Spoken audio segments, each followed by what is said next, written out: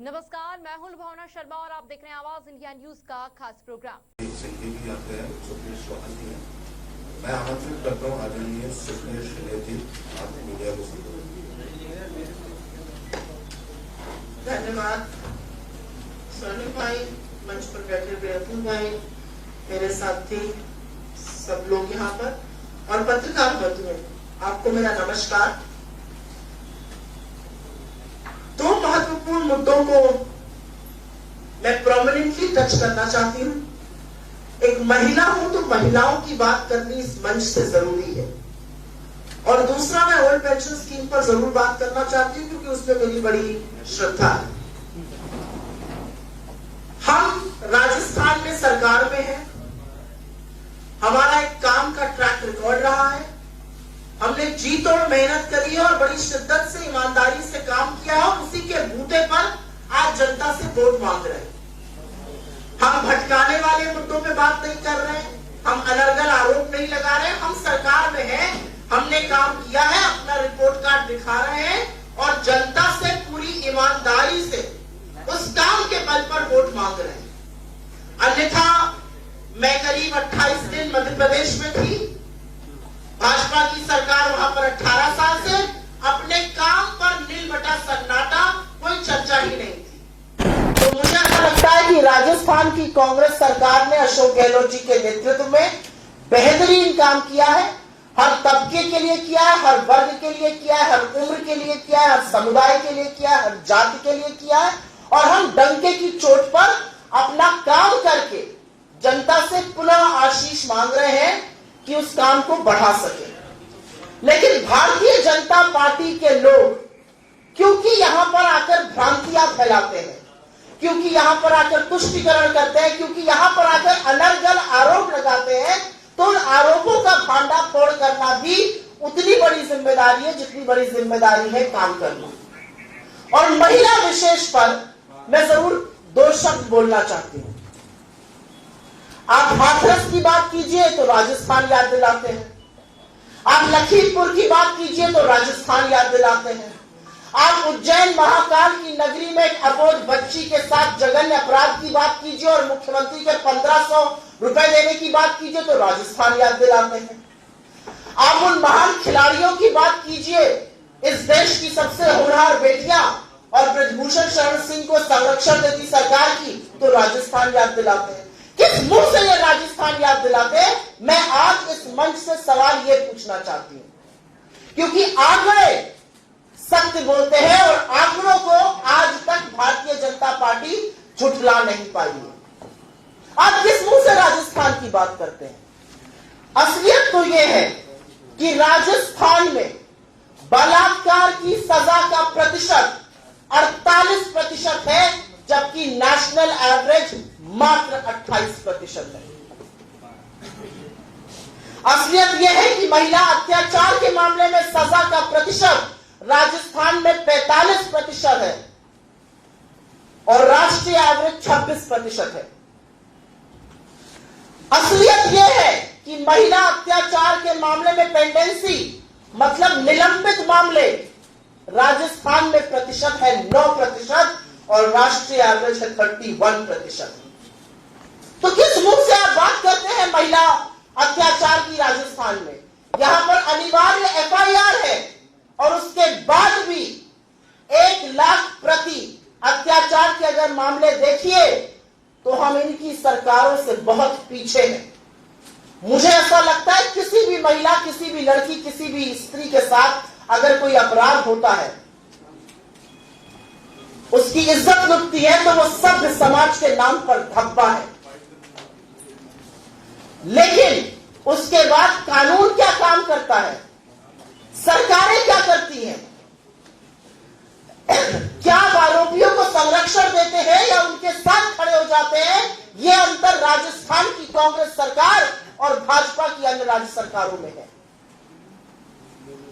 यहां पर अगर कोई औरत के साथ अपराध करता है तो उसको तुरंत सजा दी जाती है, और मैंने आपको आंकड़ों के साथ सजा का दर बताया है।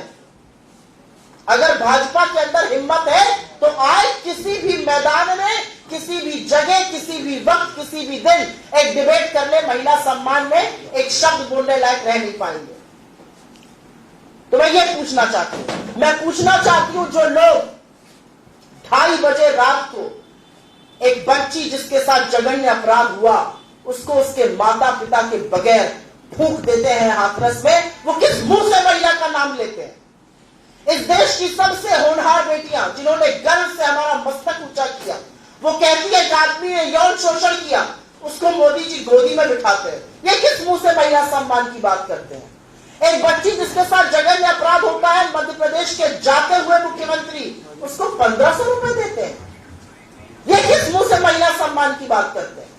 तो मुझे ऐसा लगता है कि ये जो डिबेट है, ये जो आरोप है अनर्गल, ये जो निरर्थक प्रयास है लगातार एक सरकार को के खिलाफ दुष्प्रचार का, ये बंद हो जाना चाहिए, क्योंकि गिरेबा अगर आप झांक कर देखिएगा तो बहुत कालिक है उस गिरेबा में। मैं 2 शब्द ओपीएस पे जरूर बोलना चाहती हूं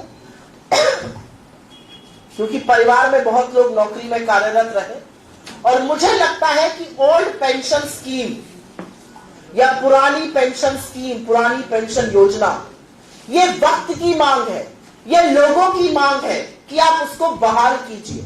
और जब राजस्थान की सरकार ने ऐसा किया या छत्तीसगढ़ की सरकार ने ऐसा किया या हिमाचल की सरकार ने ऐसा किया, तो केंद्र की सरकार ने हर वो रोड़ा डाला जिससे कि ये योजना पूरी ना हो पाए। हमने लागू ही नहीं किया। अब हम प्रतिबद्ध हैं कि हमारी दोबारा से सरकार बनेगी, हम ओपीएस के लिए कानूनी गारंटी देंगे। मैं चैलेंज करती हूं नरेंद्र मोदी जी को, इस मंच से चैलेंज करती हूं, मैं चैलेंज करती हूं भाजपा के किसी भी नेता को। ओल्ड पेंशन स्कीम, पुरानी पेंशन स्कीम, पुरानी पेंशन योजना इस देश को जिन लोगों ने अपने 30, 35, 40 साल दिए हैं, उनकी मांग है, उसको पूरा कीजिए। तमाम ऐसे वाक्य हैं, व्यक्ति रिटायर हो गया, नई पेंशन स्कीम के अंतर्गत उसको 19 रुपए कहीं पर मिल रहे हैं, कहीं पर उसकी लास्ट ड्रॉन सैलरी 50,000 थी, अब मिल रहे हैं 900 रुपए। तो कर्मचारी आपसे हाथ जोड़ के कह रहा है, हमने पूरी जिंदगी ईमानदारी से सरकार में काम किया, अब जब हम सेवानिवृत्त हो गए हैं, हमें आप पुरानी पेंशन स्कीम ही लौटा दीजिए। और मुझे ऐसा लगता है कि सजग सरकारें और जिम्मेदार पार्टियां लोगों की बात सुनकर यह काम करती हैं। नरेंद्र मोदी जी और उनकी पूरी सरकार को इस मंच से खुली चुनौती है कि आप ओल्ड पेंशन स्कीम लौटाइए, पूरे देश में वापस से लागू करिए, क्योंकि सरकारी कर्मचारियों को मार्केट की वेगरीज पर, मार्केट की अनिश्चितता पर छोड़ देना घोर पाप है। तो इन दोनों बातों को मैं प्रमुखता से रखना चाहती थी। आपके किसी भी सवाल का स्वागत है। अगर आप पहले सुओ मोटो पूछे तो मैं बहुत अनुग्रहित रहूंगी।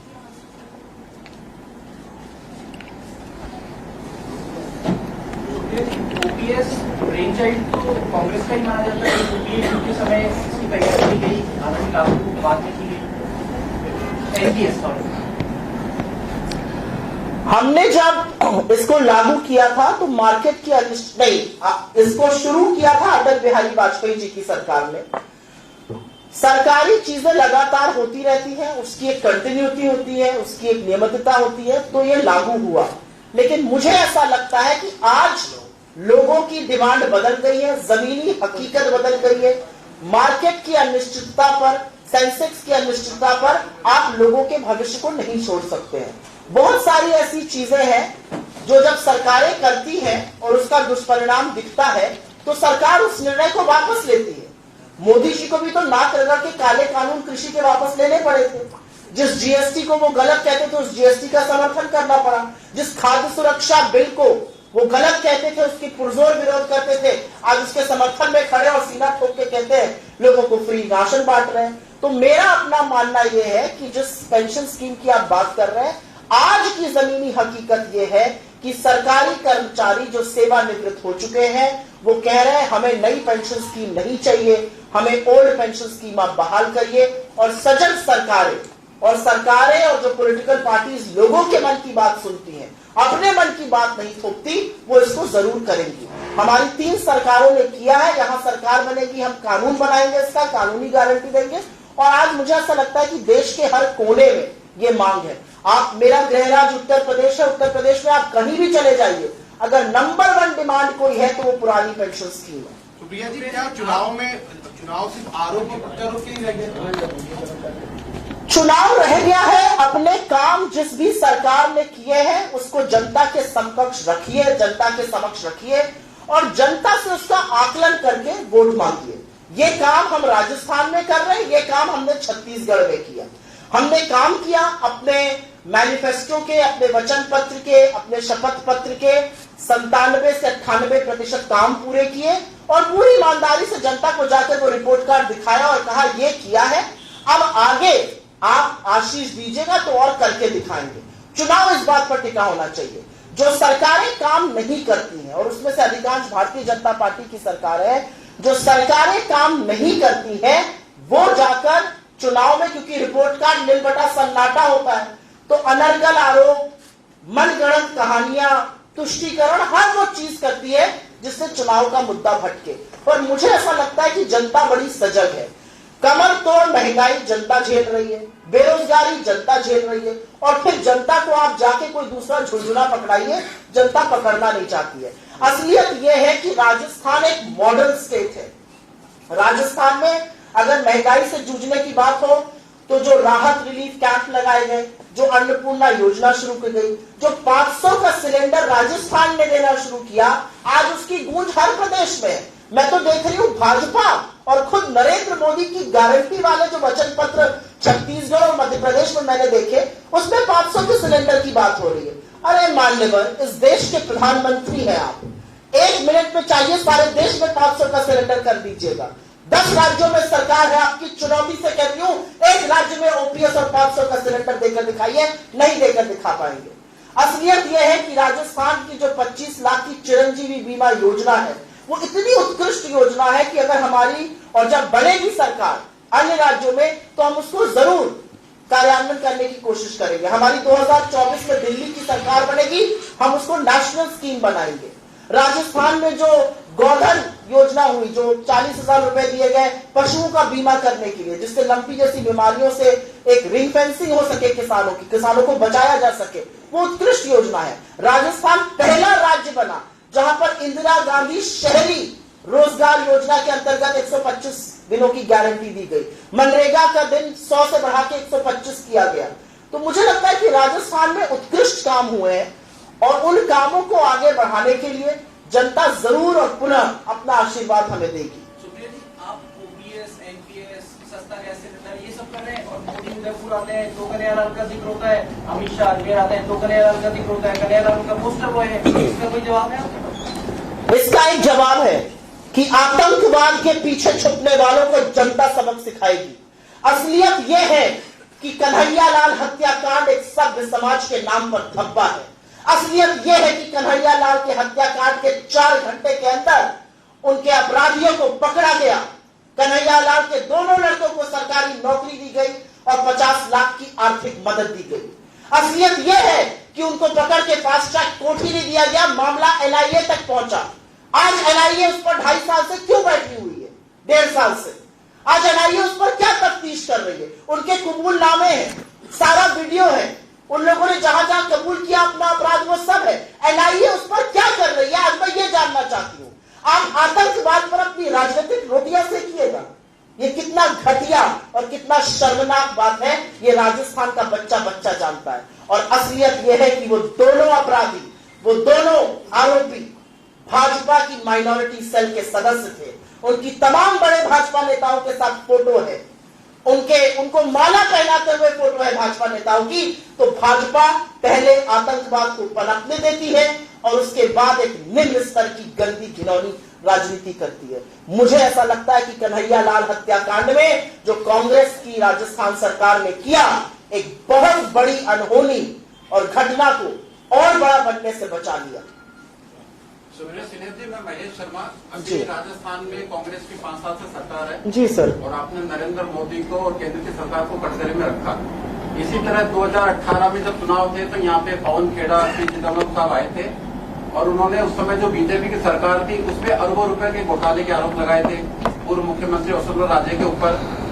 बड़ा दुख का विषय कि 5 साल निकल गए और मुख्यमंत्री अशोक गहलोत ने उनको क्लीन चिट दे दी, कोई जांच नहीं की, तो ये क्या कहेंगे? नहीं, मुझे नहीं लगता क्लीन चिट दे दी। मुझे लगता है क्लीन चिट बोलना गलत होगा। मुझे लगता है कि जिस तरह से पकड़े गए हैं, जिस तरह से अधिकारी दबोचे गए, उसमें राजस्थान नंबर 1 है पूरे देश में। तो मुझे नहीं लगता ये कहना कि उनको क्लीन चिट दे दी गई बिल्कुल भी सही होगा। मुझे लगता है कि इस सरकार का सबसे बड़ी उपलब्धि ये रही कि इन्होंने देश भर में सबसे ज्यादा जन कल्याणी लोकहित की योजनाएं लाई और हम चुनाव उस मुद्दे पर लड़ रहे हैं। मुझे ऐसा लगता है 5 साल बाद, 5 साल पहले क्या हुआ था का रोना हम नहीं रोना चाहते। हमने 5 साल जनता के लिए पूरी ईमानदारी से, पूरी मेहनत से, पूरी शिद्दत से काम किया और इसीलिए हम जनता के सामने जाकर ताल ठोक के कह रहे हैं हमने आपके लिए किया। अगर आपको लगता है किया तो हमें जरूर जिताइएगा और जनता इसीलिए मुखरित भी है। यूपी के मुख्यमंत्री जी भी घूम रहे हैं यहाँ पर, वो भी कह रहे हैं कि सुरक्षा और आस्था के ऊपर अगर प्रश्न चिन्ह लगाने वालों को हटाना है तो जैसा यूपी में हो रहा है राजस्थान में ऐसी डबल इंजन की सरकार देनी। यूपी में हाथरस हुआ, यूपी में लखीमपुर में चीरहरण हुआ, यूपी के ब्रजभूषण शरण सिंह हैं, यूपी में हर जगह बुलडोजर चलाया जाता है, ब्रजभूषण शरण सिंह के घर के ऊपर नहीं चलाया जाता है, जबकि उनका नाम चार्जशीट में है। इस देश की होनहार बेटियों ने उनका नाम लिया है। यूपी में गंगा में तैरती हुई लाशें देखी गई थी। तो किस मुंह से वो जाके प्रचार इधर उधर करते हैं? आपको मुझसे ज्यादा पता है कि यूपी के मुख्यमंत्री को प्रचार के लिए भारतीय जनता पार्टी क्यों और कहां ले जाती है। मेरे मुंह से ना कहलवाइए, असलियत आप जानते हैं। क्या कांग्रेस की स्ट्रेटजी में बदलाव आया है? सबसे पहले केंद्रीय नेता जब सभाओं में आते थे तो स्थानीय प्रदेश के नेता सब एक मंच पर होते थे। अब राहुल गांधी कल दौसा गए तो सचिन पायलट को लेकर गए, आज प्रियंका गांधी केकड़ी गई हैं, जबकि सीएम अलग अलग जगह दौरे कर। मुझे ऐसा लगता है बड़ा प्रदेश है और आखिरी 3-4 दिन रह गए हैं प्रचार के। अभी तक तो खाली जगह साथ ही जा रहे थे। मुझे लगता है बहुत सारे क्षेत्र, बहुत सारी कंस्टिट्यूएंसीज कवर करनी जरूरी है और एक आपसी मत से तय किया गया है कि जरूरी नहीं है कि हर व्यक्ति हर मंच पे मौजूद रहे।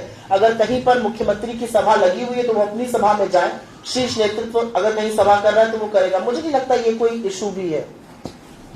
वसुंधरा राजे ने अपने एक भाषण में कहा था कि कांग्रेस की सरकार योजनाएं दे रही है, चाहे जनाधार के हिसाब से या चिरंजीवी को लेकर के है, तो वो सारी योजनाएं वसुंधरा राजे की सरकार की, उनकी बीजेपी की सरकार की दी हुई है।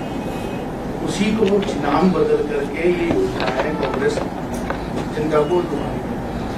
अब मुंगेरी लाल के हसीन सपने कोई देखने से कैसे किसी को रोक सकता है? किसी के मुंह पर हम ताला तो नहीं लगा सकते हैं। हमारी स्कीम को अपनी बताकर 5 साल में वो जागी है और वो कह रही है हमारी स्कीम है। उनको खैर मेरी संवेदनाएं हैं, जिस तरह से उनकी पार्टी ने उनको ट्रीट किया वो अलग बात है। मुझे ऐसा लगता है कि ये सारी योजनाएं इतनी उत्कृष्ट योजनाएं हैं कि आज मजबूर होकर केंद्र सरकार को भी जब अलग अलग जगह घोषणा पत्र बनाना पड़ रहा है तो इन योजनाओं का जिक्र करना पड़ रहा है। तो मुझे नहीं लगता कि उनमें से एक भी योजना उनकी है। ये सच है, लोगों के अंदर एक ये डर है कि बीजेपी इन योजनाओं को बंद जरूर कर सकती है, वो खुल के सामने आ रहा है और वो डर जो है वो लोगों के अंदर व्याप्त है। बीजेपी का ये सवाल है कि ये योजनाएं जो आपकी आती है गारंटी सरकार बनती है तब लागू तो नहीं करते, लास्ट जो ईयर होता है उसके लागू करते हैं, फिर आप वोटों को कन्वर्ट करना चाहते हैं। बीजेपी का आरोप लास्ट साल को होती है। बीजेपी का आरोप निरर्थक है। आप तो प्रबुद्ध पत्रकार है। हमने कोई योजना 2 दिन पहले लागू करी है। हमारी 25 लाख की योजना 2 दिन पहले लागू हुई है। हमारी 25 लाख की योजना 1 साल पहले लागू हुई है। इनके कार्यकाल के 2 साल में कोरोना काल रहा और खुद नरेंद्र मोदी जी ने कहा कि राजस्थान की सरकार ने उत्कृष्ट काम किया। राजस्थान में आपने नदी में तैरती हुई लाशें नहीं देखी थी, लेकिन डबल इंजन की उत्तर प्रदेश में आपने देखी। मुझे लगता है हमारी जो भी योजनाएं हैं वो एक क्रमबद्ध लागू हुई है। ये बिल्कुल निरर्थक आरोप है कि लास्ट ईयर में हम लागू कर रहे हैं। आप बता दीजिए, हमने चिरंजीवी लास्ट दिन लागू करी। 500 का सिलेंडर तब लागू करना पड़ा जब सिलेंडर 1200 पे पहुंच गया। अगर सिलेंडर उतना रहेगा तो हम क्यों 500 पे लागू करेंगे? मेरा अपना मानना है कि जहां पर हमारी सरकारें बनी, चाहे वो हिमाचल हो और पहली कैबिनेट मीटिंग में हमने ओपीएस की बात करी, चाहे वो कर्नाटका हो जहां पर पहली कैबिनेट मीटिंग में हमने अपनी 5 गारंटीज को स्वीकृति दी। एक हमारा ट्रैक रिकॉर्ड है और जनता उस ट्रैक रिकॉर्ड को मानती है। आज मुझे ऐसा लगता है सरकार की सबसे बड़ी उपलब्धि ये है कि इन्होंने जो महंगाई से राहत के लिए काम किए, चाहे वो 100 यूनिट बिजली फ्री हो या 500 का सिलेंडर हो या अन्नपूर्णा योजना, उसकी चर्चा देश भर में है और भाजपा भी मजबूर है ऐसे ही वादे करने के लिए। तो मुझे हमारे कुछ साथियों को लगता है हमारा कॉपी पेस्ट कर रहे हैं, मुझे उसमें कोई दिक्कत नहीं है। आप हमारी अच्छी चीजों से सीखिए, सीखते रहिएगा। ये शुभकामनाएं आपको। जी हाँ, सवाल रह गया मैडम उसमें। Next please. सवाल रह गया उसमें आपसे उसके बाद सर बताइए। अन्नपूर्णा 6 महीने पहले आई थी, आप एक बार पता कर लीजिए कब तक। तो अन्नपूर्णा आएगी थी, जब महंगाई स्तर चढ़ेगी तभी करेंगे। तो जब महंगाई स्तर चढ़ेगी तभी करेंगे ना, उसके पहले तो हर सरकार की कोई ना कोई प्रायोरिटीज होती है। जब कोरोना काल था तो दूसरी प्राथमिकताएं थी, कोरोना काल समाप्त हुआ फिर कुछ और प्राथमिकताएं आई, फिर उस समय रोजगार की प्राथमिकता थी, इसलिए इंदिरा गांधी शहरी रोजगार योजना करी गई। जब महंगाई सिर चढ़ के बोलने लगी तो उस पर ध्यान दिया गया। आप हवन कुंड में थोड़ा थोड़ा हवन में डालते हैं ना सामग्री, या उठाकर थाली एक बार में डाल देते हैं? लास्ट में डाल दीजिए।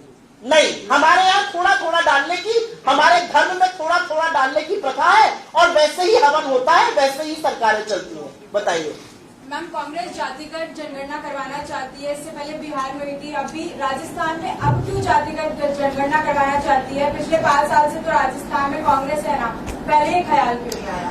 क्योंकि मुझे ऐसा लगता है कि इस समय जमीनी हकीकत ये है, इस समय देश का माहौल ये है, इस समय लोग जागरूक है और वो चाहते हैं कि जनगणना हो, लोग चाहते हैं कि पता चले किसकी कितनी आबादी है। आज जो बिहार में आंकड़े सामने आए हैं उन्होंने लोगों की आंखें खोल दी है।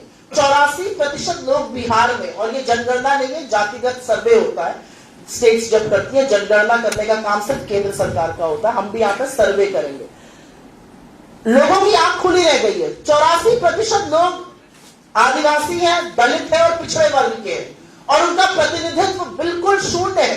तो आज लोग पूछ रहे हैं ये सवाल, और आज जब ये सवाल पूछा जा रहा है और स्पेशली तब जब समीकरण दिख रहे हैं बदलते हुए, आपको दिख रहा है कि 90 secretaries in government of India में से 3 ओबीसी वर्ग के हैं। आपको दिख रहा है कि आईआईएम में 4% प्रोफेसर ओबीसी वर्ग के हैं, आईआईटी में मात्र 6% प्रोफेसर ओबीसी वर्ग के हैं, सारी सेंट्रल यूनिवर्सिटीज में 3% से कम उनका प्रतिनिधित्व है। तो ऐसा क्यों है? जब आप असलियत देखते हैं तो आप काम करते हैं। मुझे ऐसा लगता है अच्छी बात है, बिल्कुल करना चाहिए जातिगत जनगणना, अब नहीं तो कब, ये बात है।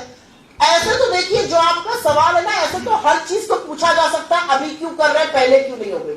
मुझे लगता है जब हो अच्छी बात है, उसका स्वागत करना चाहिए। तो अभी कांग्रेस सरकार अगर रिपीट होती है तो फिर बिल्कुल कराइए, बिल्कुल कराइए। सुप्रिया जी, मेरा ये सवाल था कि अभी राहुल गांधी लगातार ये कह रहे हैं कि केंद्र सरकार में सिर्फ 3 सेक्रेटरीज हैं जो ओबीसी से हैं। राजस्थान में कितने सेक्रेटरी हैं जो ओबीसी से हैं? क्योंकि चीफ सेक्रेटरी, डीजीपी, सीएम सारे के सारे लोग सीएम ओबीसी। हाँ, बोलते जाइए आप। हम सेक्रेटरी की बात कर रहे हैं, वो कह रहे हैं कि 3 सेक्रेटरी। भाजपा के 10 चीफ मिनिस्टर्स हैं इस देश में, 1 ओबीसी वर्ग से हैं और उनकी भी जल्दी ही विदाई होने वाली है आपके बगल वाले मध्य प्रदेश से। हमारे 4 मुख्यमंत्री हैं जिसमें से 3 ओबीसी वर्ग के हैं। मुझे लगता है मैंने अपनी बात को कह दिया। आपने घुमा दिया, मैं ब्यूरोक्रेट्स की बात कर रहा हूं। मैं घुमाती नहीं हूँ, बात मैं बड़ी स्पष्ट करती हूँ, अगर आप मेरे बारे में थोड़ा बहुत भी जानते हो। कितने ब्यूरोक्रेट्स नहीं, मेरे पास वो डेटा अवेलेबल नहीं, लेकिन मैं ये दावे के साथ कह सकती हूँ कि केंद्र से बहुत ज्यादा होंगे। धन्यवाद बहुत बहुत। मध्य प्रदेश देख के आए, राजस्थान से। मध्य प्रदेश प्रचंड रूप से जीतेंगे और अपनी सरकार बनाएंगे, और राजस्थान में अपनी सरकार प्रचंड बहुमत से रिपीट करेंगे। लेकिन यूनिटी का शो तो नहीं हो रहा है, आपके नेता तो भाग रहे हैं, एक उधर जा रहा है, दूसरा उधर जा रहा है। तो प्रचार कैसे करना चाहिए? गलबैया इनको पकड़ लो, बस इन्हीं के साथ घूमती रहूं तो आपको यूनिटी दिखेगी। अलग अलग जगह प्रचार करना यूनिटी है, हर व्यक्ति स्टेट को कवर करे वो यूनिटी है।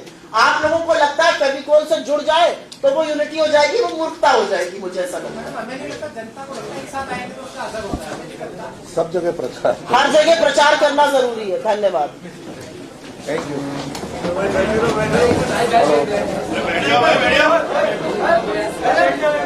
आप लोग आप यहाँ